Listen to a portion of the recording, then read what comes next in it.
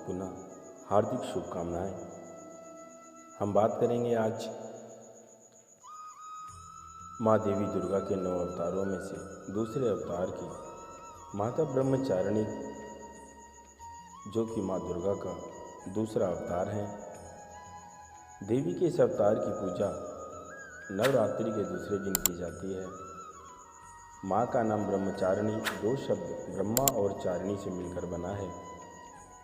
जहाँ ब्रह्मा का अर्थ है तपस्या, वहीं चारिणी का अर्थ है आचरण करने वाली, अर्थात ब्रह्मचारिणी का शाब्दिक अर्थ होता है तप का आचरण करने वाली, तपस्यापूर्ण जीवन व्यतीत करने वाली।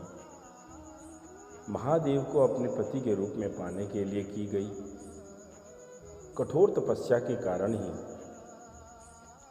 देवी के ब्रह्मचारिणी स्वरूप का आविर्भाव हुआ। तो आइए जानते हैं माँ ब्रह्मचारिणी के तप की अनन्य कथा। दोस्तों, देवी ब्रह्मचारिणी का स्वरूप अत्यंत शांत एवं मनोरम है। उनके दाएं हाथ में जप की अक्षय माला और बाएं हाथ में कमंडल सुसज्जित है। इस स्वरूप में माता बिना किसी वाहन के नजर आती हैं। नवरात्रि के पावन त्योहार के दूसरे दिन माता ब्रह्मचारिणी की विधि पूर्वक पूजा होती है। देवी ब्रह्मचारिणी के महात्म्य की कथा।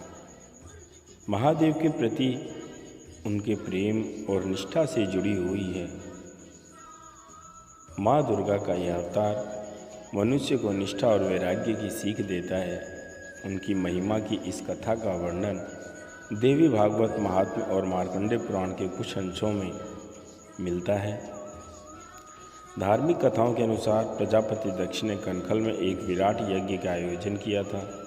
महादेव के प्रति मन में विरोध और ईर्ष्या का भाव होने के कारण उन्होंने महादेव और देवी सती को छोड़कर बाकी सभी देवताओं को आमंत्रित किया। जब देवी सती को इस यज्ञ के बारे में पता चला तो उन्होंने यज्ञ में पहुंचकर अपने पिता से ऐसा करने का कारण पूछा। इस पर प्रजापति दक्ष ने अपनी पुत्री और महादेव को अपशब्द कहे और इस अपमान से व्यथित होकर देवी सती ने भगवान शिव का ध्यान करते हुए योगाग्नि द्वारा अपना शरीर त्याग दिया। माता सती के आत्मदेह के बाद समस्त सृष्टि जैसे श्रीहीन हो गई है और महादेव भी उदासीन हो गए। देवताओं ने महादेव की ऐसी हालत और दानवों के उपद्रव से त्रस्त होकर आदिशक्ति का ध्यान किया।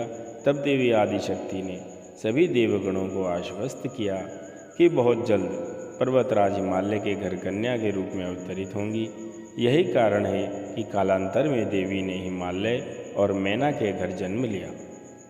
पर्वतराज की पुत्री होने के कारण देवी पार्वती शैलपुत्री कहलाई।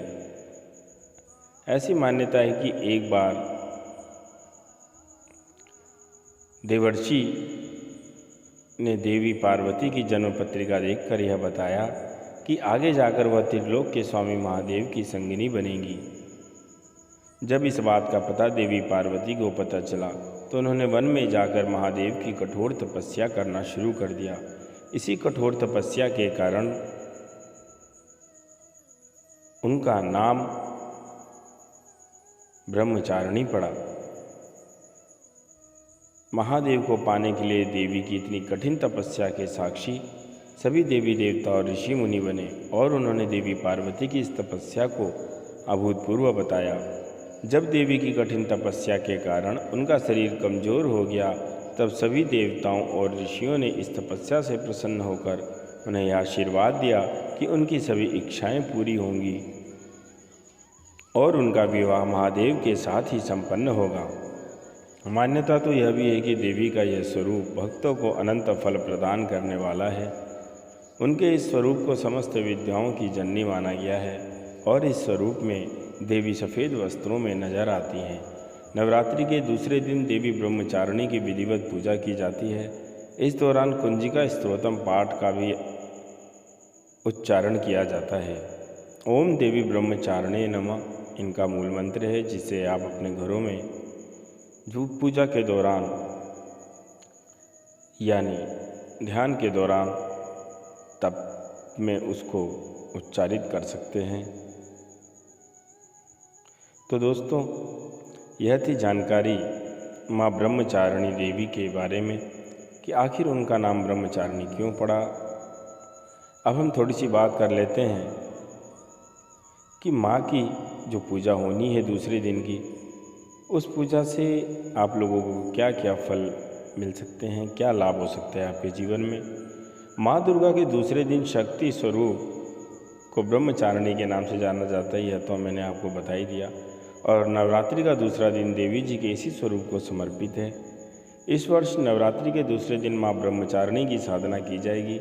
माँ ब्रह्मचारिणी को वैराग्य क्योंकि इसके सेवन करने से आप और आपका परिवार निरोगी रहेगा, स्वस्थ रहेगा, साथ ही उनकी सेहत पहले से बेहतर होगी। इसके अतिरिक्त आप कोई सफ़ेद वस्तु भी खरीद सकते हैं, क्योंकि सफ़ेद रंग शांति का प्रतीक होता है। इसलिए यह वस्तु आपके घर के सभी क्लेश दूर करेगी। हमारे बड़े बुजुर्ग भी हमें इस अवधि में कुछ खास खरीदने की सलाह देते हैं, तो इन चीज़ों से आपकी सुविधा के अनुसार कुछ न कुछ अवश्य खरीदें। और जो भी आपके बड़े बुजुर्ग कहते हैं उनकी बातों का भी ध्यान रखें, जो विधि है और उनकी इच्छा अनुसार भी उनकी मनोकामनाओं को पूर्ण करने की कोशिश करें। क्योंकि दोस्तों, हिंदू सनातन धर्म में कहा जाता है कि जिस प्रकार नमक मिर्च के बिना कोई खान पकवान स्वादिष्ट नहीं होता, उसकी शोभा बेकार होती है। जिस तरह घर के बाहर आंगन में अगर माँ तुलसी का पौधा ना हो तो वो घर घर नहीं होता।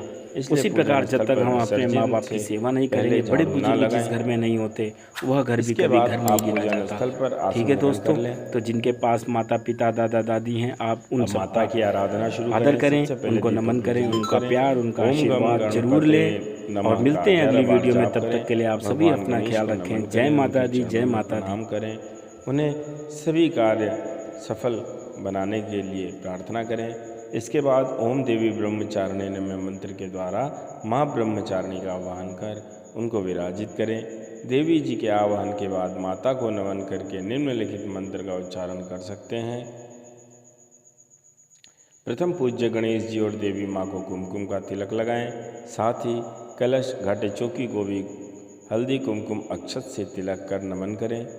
इसके बाद धूप सुगंधी जलाकर माता को फूल माला अर्पित करें और निर्वाण मंत्र ओम ऐं ह्रीं क्लीं चामुंडाय विच्चे का यथाशक्ति अनुसार 11 बार, 21 बार, 51 बार या 108 बार मंत्र का जाप करें, जितना आप सामर्थ्य हो।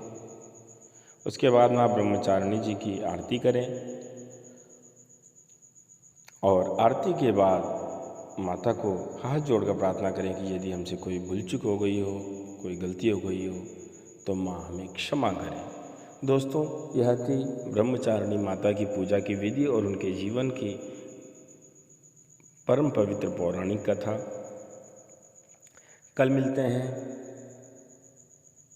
माता के तीसरे स्वरूप के साथ। उनके चरणों में नमन करेंगे, प्रणाम करेंगे, उनके नाम का कुछ जिक्र करेंगे आप लोगों के साथ।